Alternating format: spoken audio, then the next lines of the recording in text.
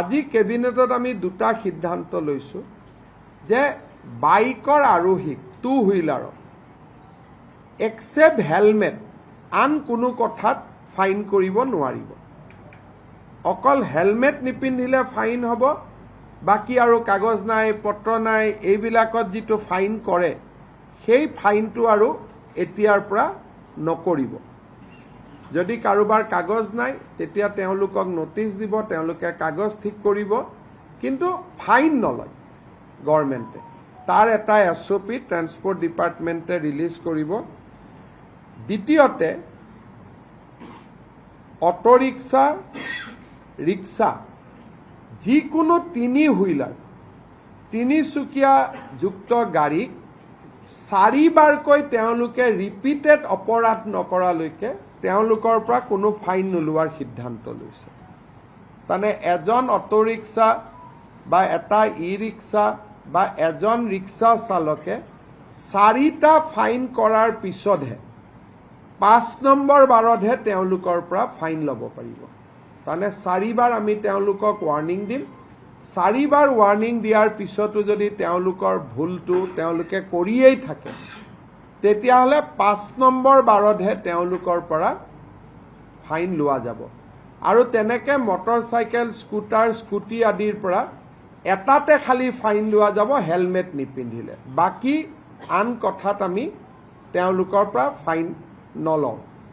ইয়াৰ ওপৰত ট্ৰান্সপৰ্ট ডিপাৰ্টমেণ্টক নিৰ্দেশ দিয়া হৈছে যে আপোনালোকে এটা SOP বনাই অহা 15 দিনৰ ভিতৰত আপোনালোকে প্ৰকাশ কৰক, যাতে অটো ৰিক্সা ৰিক্সা ই ৰিক্সা এওঁলোকে যাতে ফাইন আদিৰ পৰা ৰক্ষা কৰিব খোজে।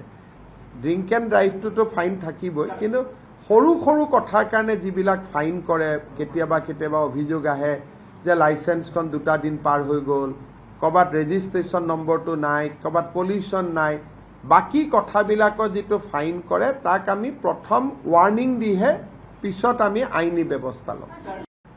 আজি কেবিনেটত আমি দুটা সিদ্ধান্ত লৈছো যে বাইকৰ আৰোহীক টু হুইলাৰৰ এক্সেপ্ট হেলমেট আন কোনো কথাত ফাইন কৰিব নোৱাৰিব।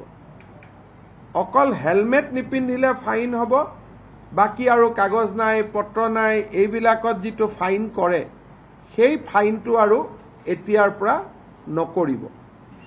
যদি কাৰোবাৰ কাগজ নাই তেতিয়া তেওঁলোকক নোটিছ দিব, তেওঁলোকে কাগজ ঠিক কৰিব, কিন্তু ফাইন নলয় গভৰ্ণমেণ্টে। তাৰ এটা SOP ট্ৰান্সপৰ্ট ডিপাৰ্টমেণ্টে ৰিলিজ কৰিব। দ্বিতীয়তে অটো ৰিক্সা ৰিক্সা যিকোনো তিনি হুইলাৰ তিনিচুকীয়া যুক্ত গাড়ীক 4বাৰকৈ তেওঁলোকে ৰিপিটেড অপৰাধ নকৰালৈকে তেওঁলোকৰ পৰা কোনো ফাইন নোলোৱাৰ সিদ্ধান্ত লৈছে। মানে এজন অটো ৰিক্সা বা এটা ই ৰিক্সা বা এজন ৰিক্সা চালকে 4টা ফাইন কৰাৰ পিছতহে 5 নম্বৰ বাৰতহে তেওঁলোকৰ পৰা ফাইন ল'ব পাৰিব। মানে 4বাৰ আমি তেওঁলোকক ৱাৰ্ণিং দিম। 4বাৰ ৱাৰ্ণিং দিয়াৰ পিছতো যদি তেওঁলোকৰ ভুলটো তেওঁলোকে কৰিয়েই থাকে তেতিয়াহ'লে 5 নম্বৰ বাৰতহে তেওঁলোকৰ পৰা ফাইন লোৱা যাব। আৰু তেনেকে মটৰচাইকেল স্কুটাৰ স্কুটি আদিৰ পৰা এটাতে খালি ফাইন লোৱা যাব হেলমেট নিপিন্ধিলে, বাকি আন কথাত আমি তেওঁলোকৰ পৰা ফাইন নলওঁ। ইয়াৰ ওপৰত ট্ৰান্সপৰ্ট ডিপাৰ্টমেণ্টক নিৰ্দেশ দিয়া হৈছে যে আপোনালোকে এটা SOP বনাই অহা 15 দিনৰ ভিতৰত আপোনালোকে প্ৰকাশ কৰক, যাতে অটো ৰিক্সা ৰিক্সা ই ৰিক্সা এওঁলোকে যাতে ফাইন আদিৰ পৰা ৰক্ষা কৰিব খোজে। ড্ৰিংক এণ্ড ড্ৰাইভটোতো ফাইন থাকিবই, কিন্তু সৰু সৰু কথাৰ কাৰণে যিবিলাক ফাইন কৰে, কেতিয়াবা কেতিয়াবা অভিযোগ আহে যে লাইচেন্সখন 2টা দিন পাৰ হৈ গ'ল, ক'ৰবাত ৰেজিষ্ট্ৰেশ্যন নম্বৰটো নাই, ক'ৰবাত পলিউশ্যন নাই, বাকী কথাবিলাকত যিটো ফাইন কৰে তাক আমি প্ৰথম ৱাৰ্ণিং দিহে পিছত আমি আইনী ব্যৱস্থা ল'ম।